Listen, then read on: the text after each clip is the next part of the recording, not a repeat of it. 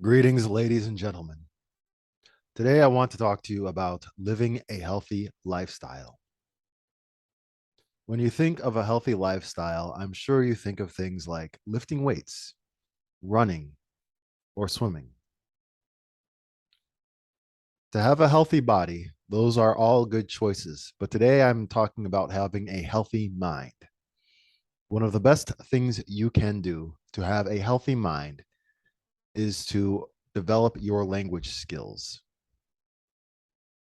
Today, I'm going to try to help you build strategies to start studying Japanese.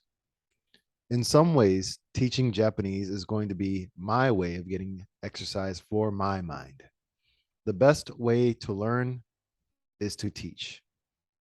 So today we're going to get started on my efforts towards learning Japanese, and hopefully you will learn something too.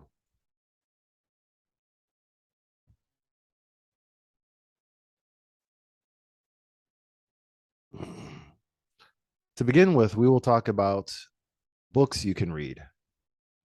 First, we'll talk about a book I recommend to help you build your study skills.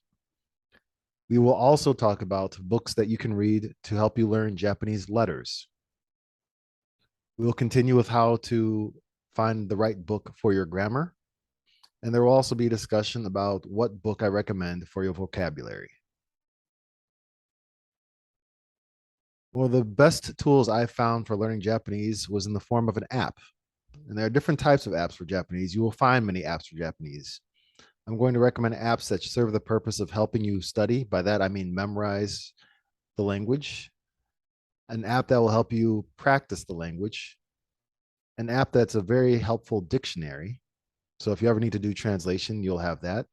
Then finally, an app that you can kind of use for testing yourself and testing your Japanese skills. I expect this will be familiar with some of you, but perhaps not all of you. Japanese movies are very popular. In particular, the Japanese cartoons are very popular. So I'm going to talk about how movies can be your friends with learning Japanese. I'm going to go on to talk about what experience I have with watching Japanese cartoons, what YouTube channel I recommend for learning Japanese, and finally, how you can use a video game or video games to help you with your Japanese. I'll wrap up this video with talking about school. To begin with, I'll talk about other options besides going to school. Once we get to the school section, we'll talk about how to find a school, what to expect if you decide to go to school to learn Japanese, and finally, my experience at a Japanese language school. Let's begin.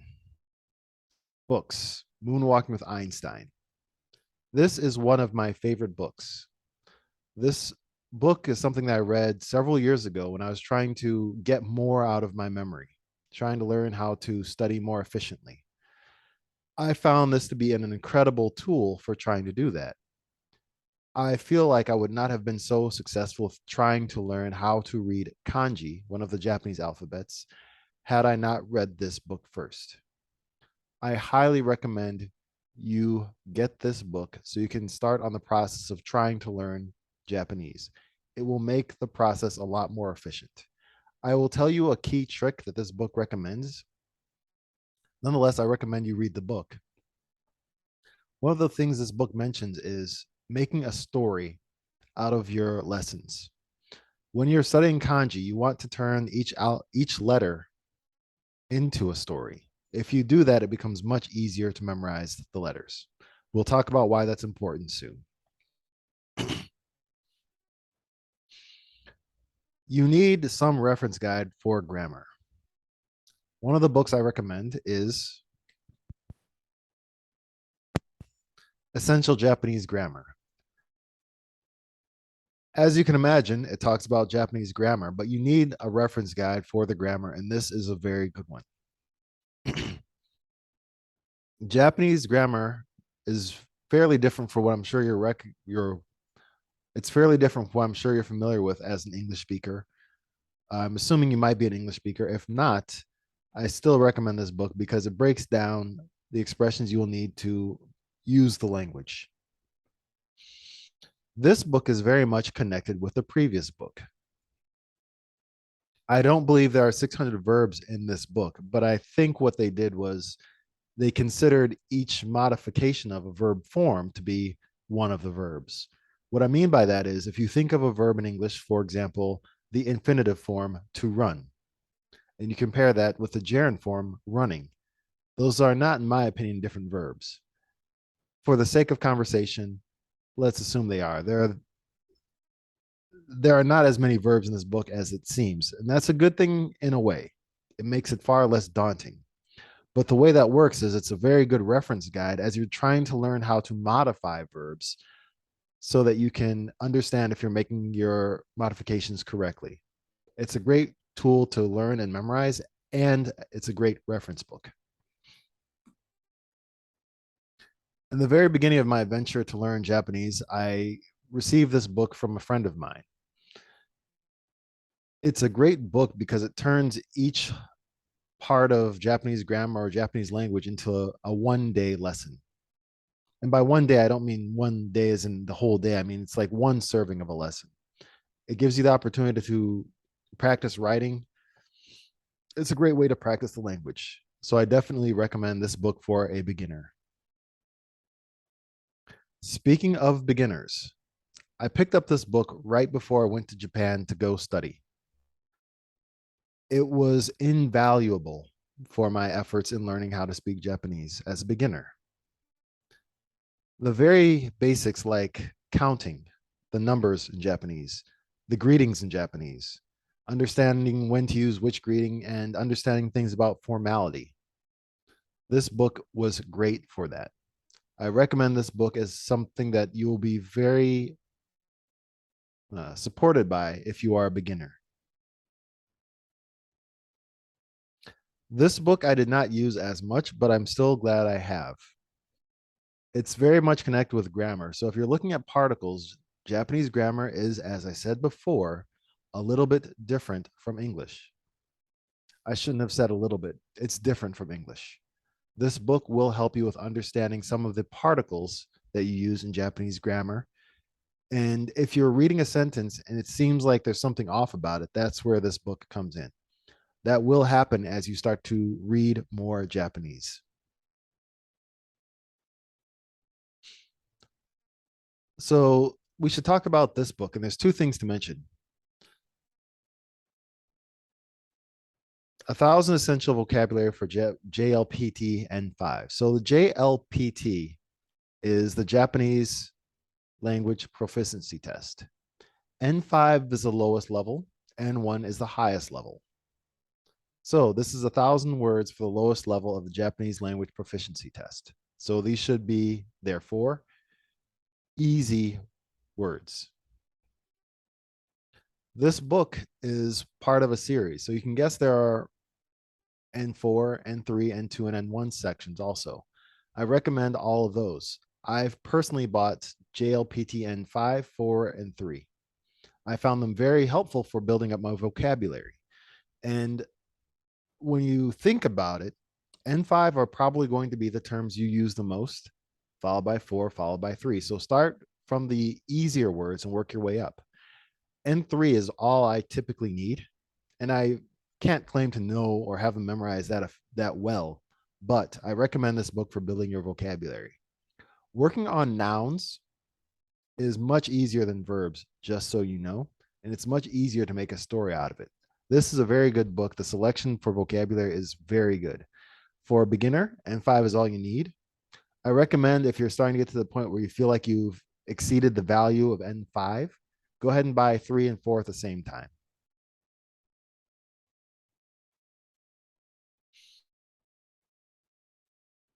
Let's move on to apps.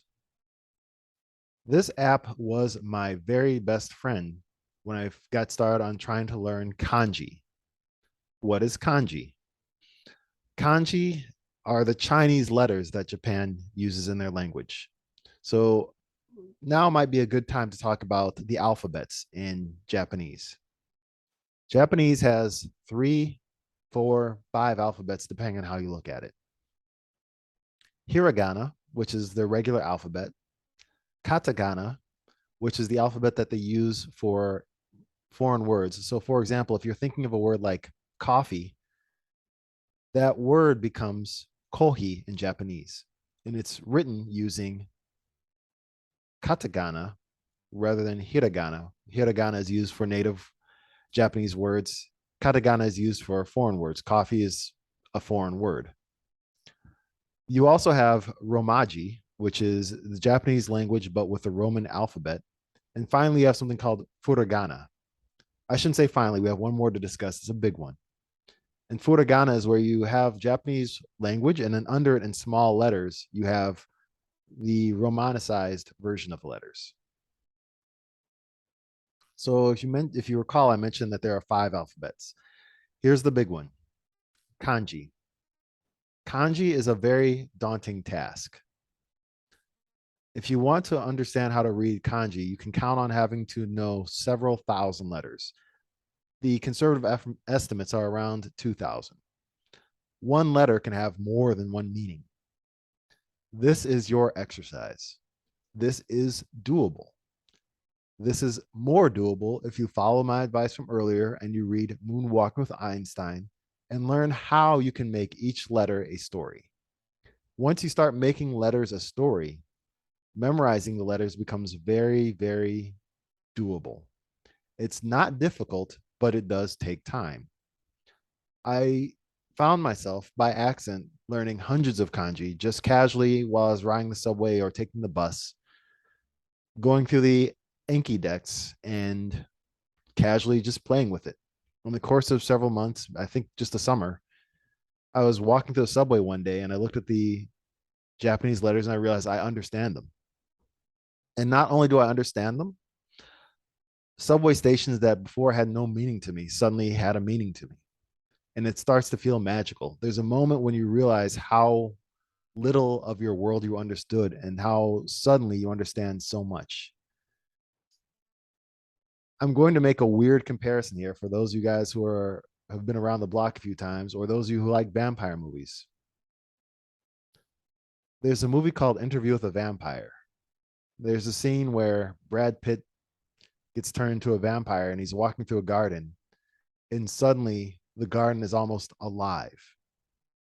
As you read kanji, as you learn kanji, as you are exposed to kanji in an environment that uses kanji, it feels like that. You suddenly have vampire eyes that are hungry for blood. Before I move on past this, let me just talk a little bit about hiragana and katakana one more time. There are several dozen, not that many, hiragana and katakana. It seems to be everyone's experience. There's exactly the same number for both. I want to say around 48 or something hiragana and 48 katakana. Think of it kind of like capital letters and lowercase letters. When you're using Anki, this is something that you can learn in a short afternoon. And the time it takes to wait at the airport for your flight to take off. So between when you check your luggage and when you get on the plane, you can learn how to read hiragana with this app. That sounds like a tall order. I know people who've done it. I can't claim to have done it myself, but that's because I wasn't in that big of a rush. I was just playing around with this, and just playing around with it, it took me about 3 days. Katakana seems to take longer. This Anki tool just makes flashcards on your phone. I recommend it also because part of using this tool, part of studying, is also making your study tools. You will find as you're trying to learn Japanese and as this tool is useful, that there are Anki decks that do not exist, and you will have to make them. Making the deck is also part of the learning process. Obenkyo is not the most valuable tool, but it is helpful. I found it very helpful for testing myself with reading Japanese kanji for numbers. So you'll find maybe 5-digit numbers written in kanji, so in Chinese letters, can be difficult to read. This is a great way so you can test your ability to read numbers. It has other functions for sure, but the one that I immediately found to be very helpful I don't know, reinforcing my confidence in reading kanji was this one. Once again, the kanji effort is daunting, but it's definitely doable.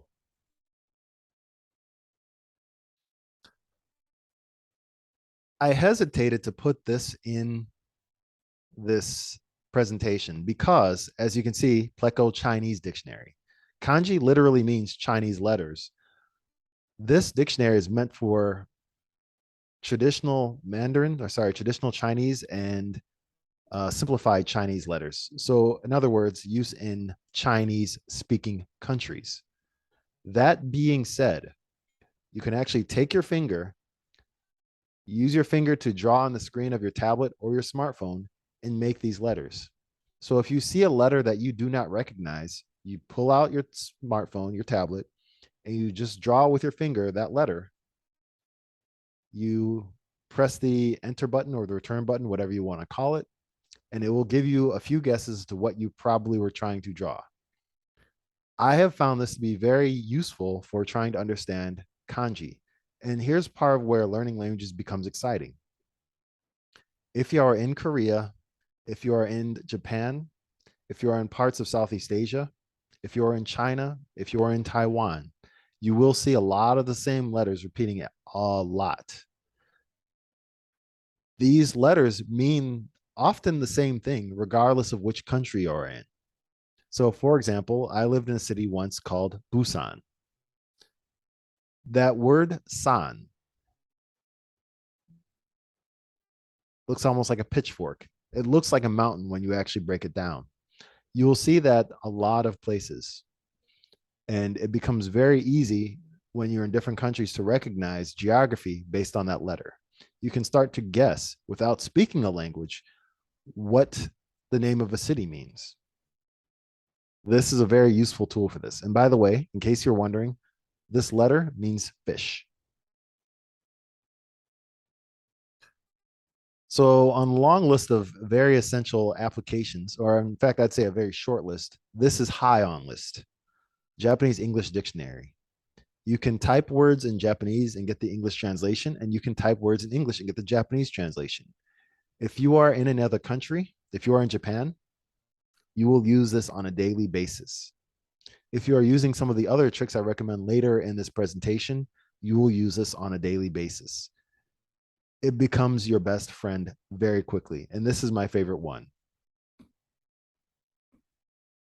Kanji tree, I found I've been using very little, but after using Anki to learn kanji, this was a great way to practice the kanji that I learned. I just played with it a minute ago, and I was startled by how quickly I was able to recall the kanji that I knew.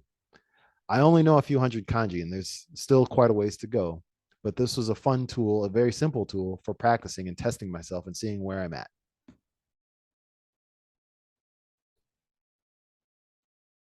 So now we're talking about electronic media. You may not remember this movie, and maybe you do. This is a Studio Ghibli film. I believe the Japanese pronunciation is Ghibli. It's called Kiki's Delivery Service. It is a very popular cartoon. I find that I also enjoy this cartoon. The reason I recommend this cartoon is not actually about this cartoon, it's more about Studio Ghibli. Studio Ghibli is incredibly popular. The translations are generally fairly good, and if you want to find the transcript, it's probably very accessible. I recommend that you find a movie that you can watch again and again and again. Expect that you're going to be watching whatever movie you choose to watch dozens of times, perhaps more than that. It's not something you're watching to enjoy anymore. It's part of your studies. And you'll recognize that you just suddenly recall expressions and phrases that you hadn't really even spent that much time studying because you're hearing them heard again and again in context. It's a process to find a movie that you can enjoy. In my case, a problem I have with Japanese cartoons is I don't want to watch any cartoon that has a robot, a bizarre kind of love triangle kind of thing, or anyone who jumps more than 3 feet in the air. My options are a little bit limited with Japanese cartoons, but when I find the ones I enjoy, I can watch them again and again. And it's, once again, not designed to be something you enjoy. It's designed to be part of your studies. Kiki's is not bad. Studio Ghibli has some very decent films, and I recommend you take a look at them. There are other tools that you will find if you do some looking where you can find cartoons that are almost, it seems, designed to be teachers. I have not used any myself, but they are out there. And if you look around, you can find them. When it comes to entertainment, there's also anime. So there's anime and manga, videos, and comic books. This is Rumiko Takahashi. If you've ever heard of a cartoon called Inuyasha, she is the author of Inuyasha. I recall watching her cartoon Ranma when I was growing up. It's accessible, and either way, our goal becomes the same. Try to find cartoons that you can watch a lot again and again and enjoy the story. I have to offer you a warning. I've experienced this myself. Sometimes translated versions of cartoons are not translated identically to the cartoon itself. Likewise, if you're using subtitles, sometimes the subtitles are not consistent with what is actually being spoken. It's interpreted for different cultures. Be warned about that and try to keep your ears and eyes open to make sure you've got quality.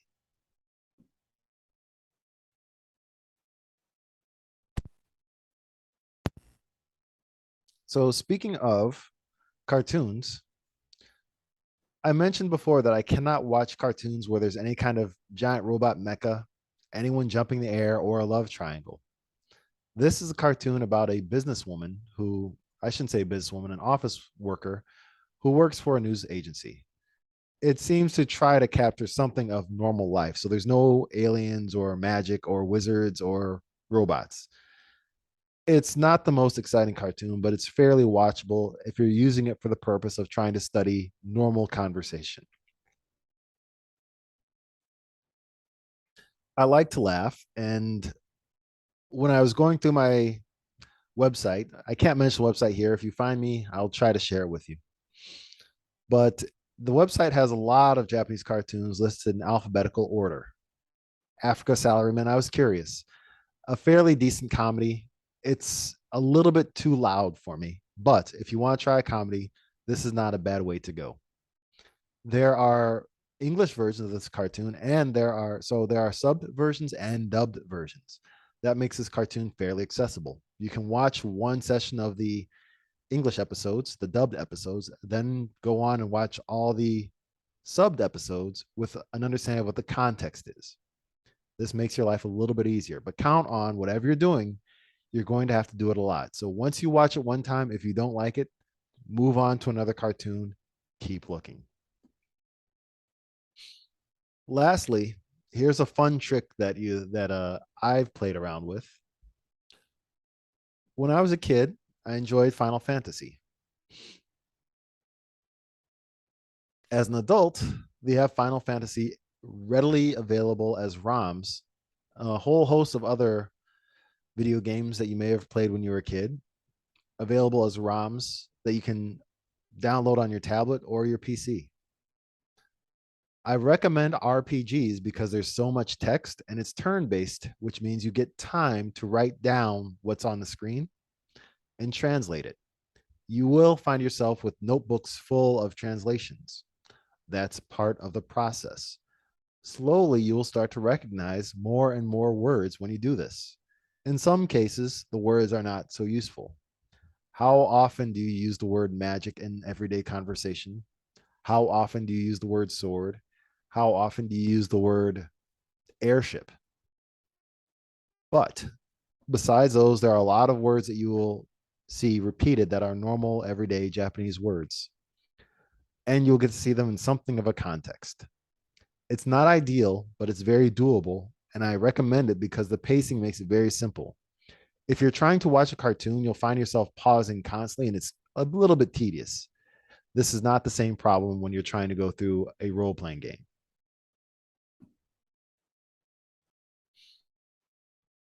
One of the last things I want to mention is your YouTube options. For me,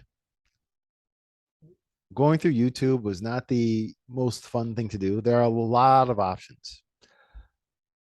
Misa with Japanese ammo is very accessible, and she makes lesson plans that are very, very easy to go through, very easy to follow, and very easy to build a lesson plan around for yourself. So you can make a schedule for yourself about which episodes you want to watch, in what order, and they're all quality. One grammar point might be about 40 minutes. If you can get it in 20, just finish it there and move on. But I found that the episodes are broken down into very watchable time segments. If you, depending on her personality, she's friendly, cute, warm, easy to listen to. I recommend Japanese Ammo with Misa.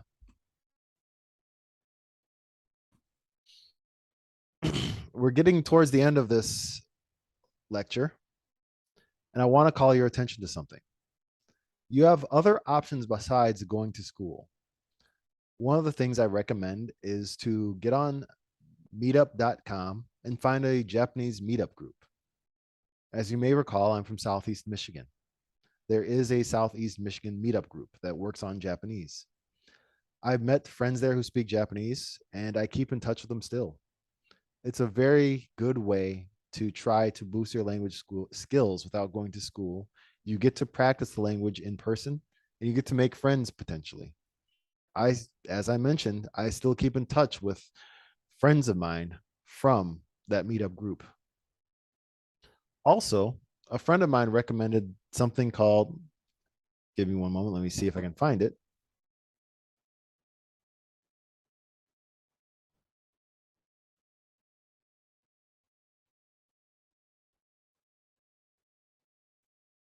Hello Talk.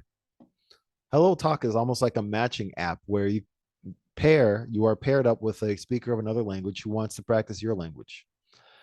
As I say this, I understand that not everyone watching these videos is necessarily a native English speaker. That's okay, because very often you will find language speakers of other languages trying to learn things besides English.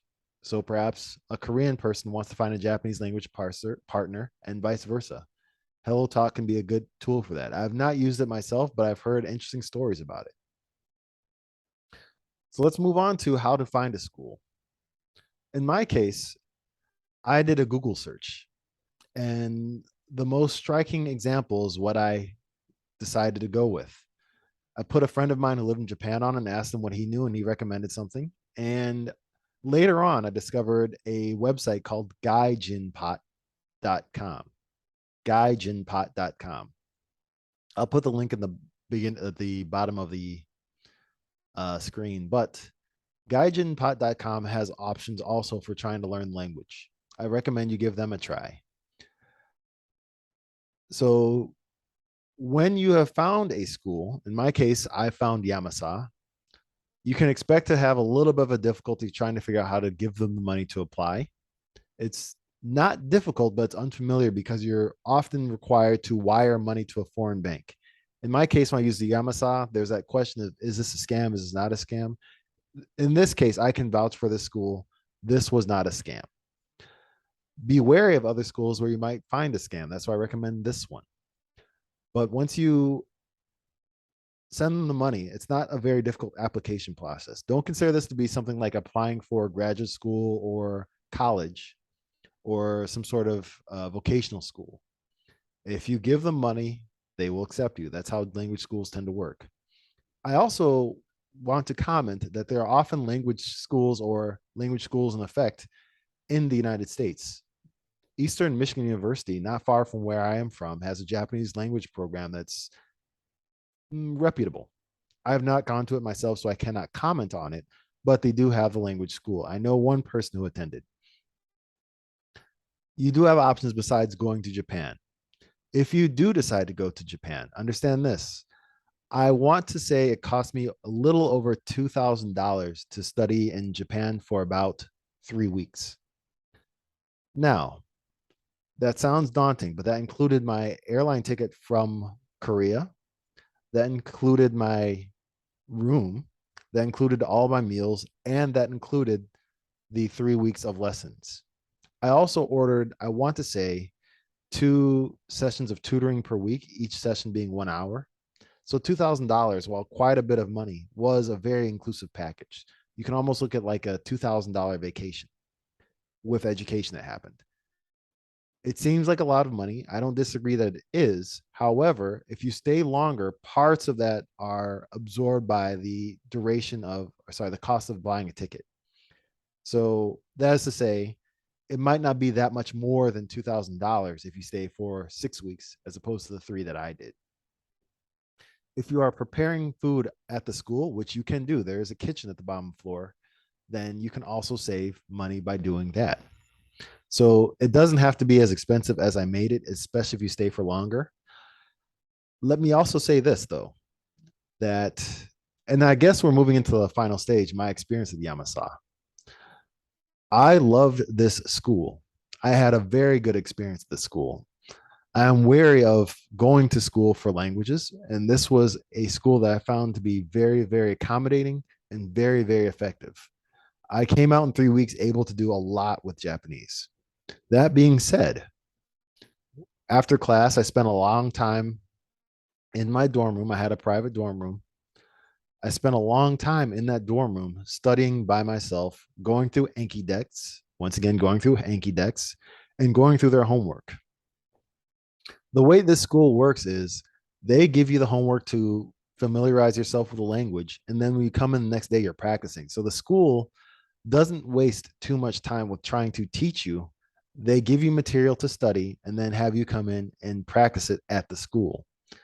1 or 2 sessions that was different. And by the 1 or 2 sessions, it's things like learning the days of the month. That was something that they actually try to lecture you. But the rest of it is a lot of interaction using the language that you were supposed to have studied the day before.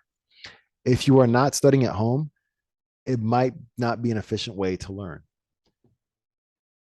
When I arrived there, I was picked up after contacting the school late at night.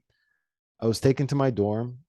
I got set up at the dorm room. I had to bring, if I recall correctly, I had to bring my own linen, but I'm not sure about that. And that could have changed. The school and the dorms were not very far away from other restaurants. There's like McDonald's, other things you can go to, grocery stores. Things were very affordable. The school is in a city called Okazaki. Okazaki is in the same prefecture as Nagoya, so Aichi. Nagoya is the auto industry of Japan. It's, I want to say, about a 40-minute train ride from Nagoya to get to Okazaki. It's not a famous town. It's not a very big town. That's a good thing. This gives you a very good opportunity to practice the language. So after going through an orientation and going through an assessment, I was assigned to a pre-introduction class, which taught me some of the basics like how to read kanji, sorry, how to read hiragana and katakana. I was quickly able to do those things and then moved into the regular introductory classroom. Once again, a very good classroom. I want to say classes start around 9 a.m. and finish around 3 p.m. You have a lunch break in there. It might be 4 p.m., but otherwise, you have what seem like very short days, but they are very good days. And the rest of the time, you're studying on your own. You can walk around town, you can go to the local restaurants, go to the bars, and practice language. That is a great way to learn. You will not find a lot of people who speak English here. There's just enough English to get to the school, get out, and practice. On my weekends, because this is a unique opportunity for me, I want to say one weekend I went to Tokyo to see a friend of mine. I met some friends and then I came back to Okazaki. Surprisingly, the bus I took back to Okazaki did not drop me off at the same place where I got on the bus. The bus just dropped me off by the side of the road on a highway. And I had to find my way on a Sunday night at 11 o'clock on a rainy day back to my dorm. I did not have a SIM card, so there's no way I could really message anyone for help. And it's just me on my own in the middle of nowhere walking back to my dorm.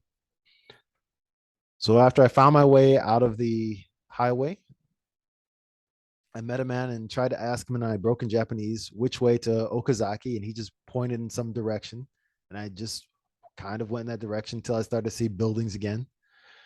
And after a while, I started to see convenience stores, and I thought, okay, at least with a convenience store, I can probably get access to a phone and maybe find a way to call somebody or something. I can figure something out, maybe get a hotel room, maybe get it. I don't know, figure something out. But my options are starting to increase as I'm getting closer to civilization. As I'm walking by, I stumble upon a bar, look inside, and there's a lot of pretty young women who are inside having drinks with the patrons. And I thought, it's Sunday night. Why not just go in here until I figure something out? This was one of the best moments ever for testing my language skills because it's the first time when I have nothing to rely on except my language skills. In several hours of socializing, getting to know people, and a lot of broken Japanese, I was gradually able to communicate that I was a student, that I was lost, and that I'm trying to get back to my dorm. Unfortunately, no one at this bar knew where Yamasa was, and they were kind of drunk. Fortunately, there were landmarks around. I was able to remember that there's a um, shopping center called Aeon. They recognized Aeon. I was able to take a taxi from this bar to Aeon and then walk from Aeon to my dorm. This was an incredible proving ground for my language skills. And this was that moment when I realized I can learn this language. I am learning this language. And bear in mind, at this point, I've only been in Japan for 2 weeks. This is a very good school. At this point, ladies and gentlemen, I have to say I'm nearing the end of this presentation. I want to encourage you to find the same tools I recommended in this presentation and expect that in the next coming days, weeks, and hopefully months, I will try to drop some Japanese language lessons for you on this channel. Thank you very much for your time. I encourage you sincerely, try to work on your language skills and let's get started on a journey together of trying to learn Japanese.